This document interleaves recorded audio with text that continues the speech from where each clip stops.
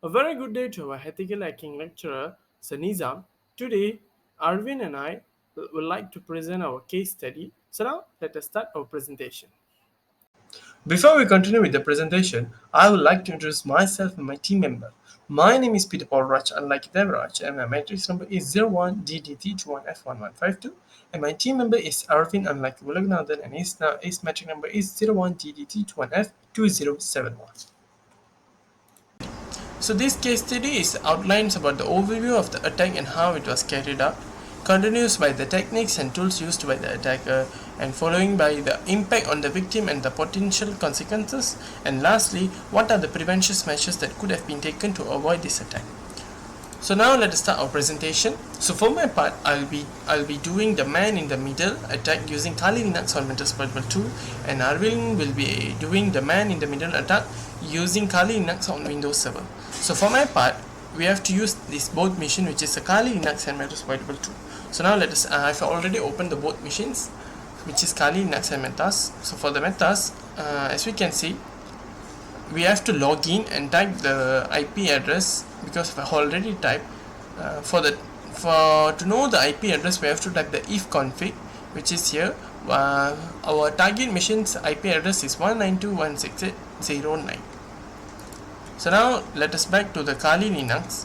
As we can see, I've already opened the Wireshark for our upcoming purpose and upcoming steps. So the second step is to sniffing and spoofing.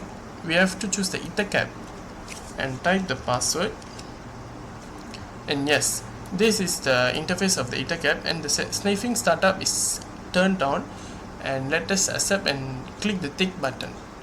And following with this, yes, let me adjust it first, yes, and now let us scan for the host. So it is in progressing now.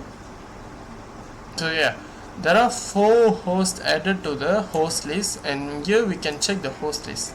As we can see, this is our target machine IP address, and we can add it to the target one. So yeah, so then following by it, now we have to use the Wireshark as we already turned it now. So now we have to open the ETH0 and double click it. Now let us wait for it to take. It will take some time to us to see the actions that we have performed before. So now let us wait for a while.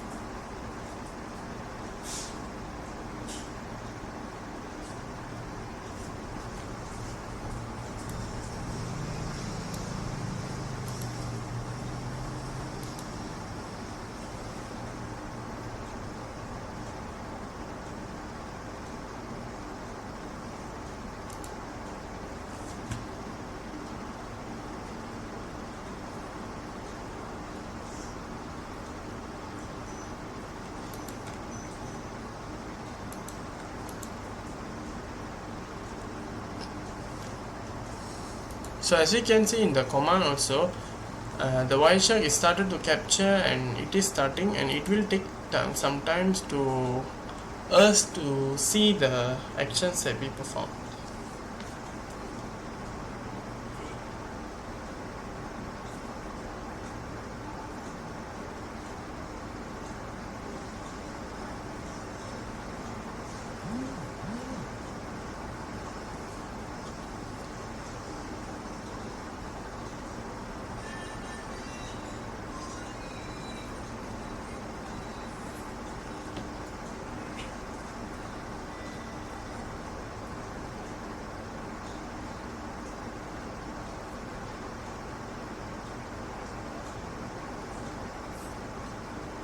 Yes. So as you can see, the actions that we performed, it is started to tracked by the Wireshark. So now it will be list down many.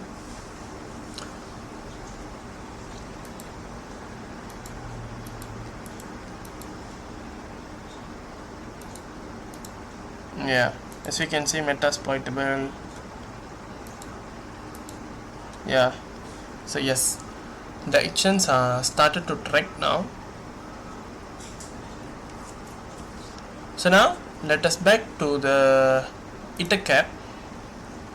So now we have to turn on the ARP poisoning. So for that, let us click the earth button, which is the earth logo, and yeah, ARP poisoning. And we have to open the sniff remote connections and let us click the OK button. And yeah, now yeah, it is, as we can see, it is yeah ARP. So the ARP poisoning is started to sniff the remote connections. And EtherCap will commence the process of poisoning in the ARP tables of the target and gateway. So it is redirecting the traffic and our machine. So it will display in the Wireshark as we can see now. Now let us back to the EtherCap, following by the, let us see the connections first. For connections, we have to click the view, yeah, and connections. So as you can see, here is our target machine, and this will be the intercepted traffic between the target and gateway, and we can observe it. Yes. No. Okay.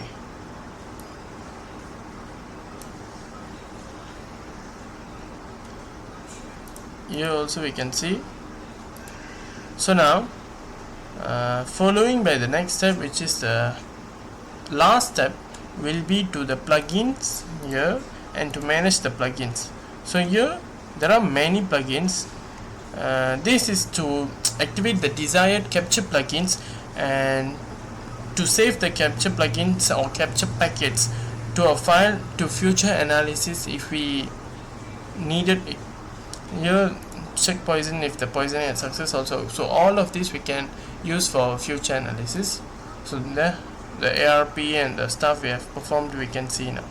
So that's all for man in the middle attack for using Kali Linux on Metasploitable 2. So now my teammate Arvind will continue this presentation. Thank you. Thank you, Peter. So now let's proceed to MITM attack using Kali Linux on Windows Server.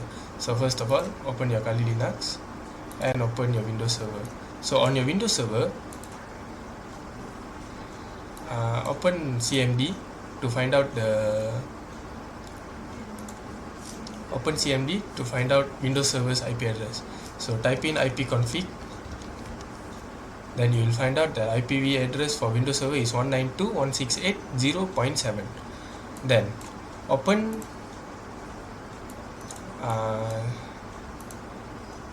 terminal emulator on Kali Linux and type in ifconfig.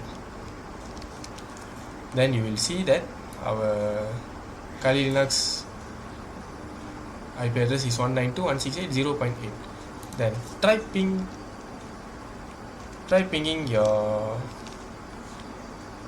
Windows Server target from Kali Linux to Windows Server. So the Windows Server's IP address is 192.168.0.7, 192.168.0.7. So you can see it's pinging.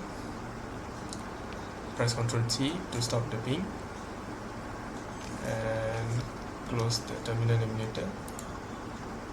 Then open EtherCap on Kali Linux.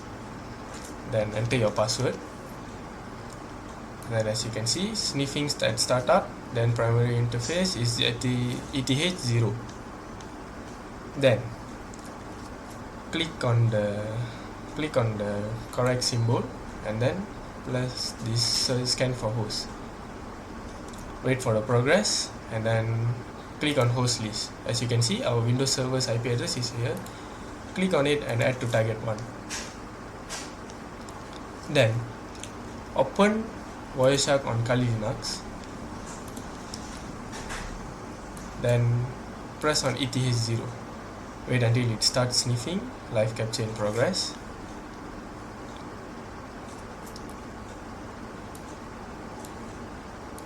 Okay, now it's starting to capture.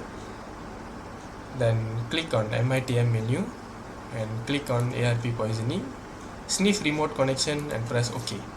So as you can see now, we have many ARP attacks on our Windows Server from Kali Linux.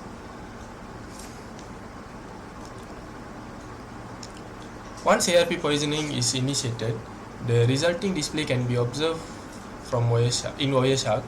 The display indicates occurrence of a MITM attack through ARP poisoning using the Windows Server's IP address 192.168.0.7. Additionally, pertinent details such as interface ID ETH0, frame length 42 bytes, stated here. Interface ID ETH0, and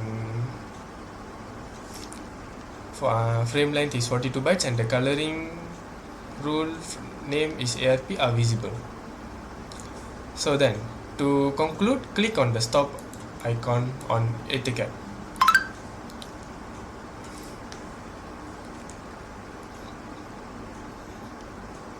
That's all. It is how to do and perform an MITM attack from Kali Linux to Windows Server. That's all from us. Thank you.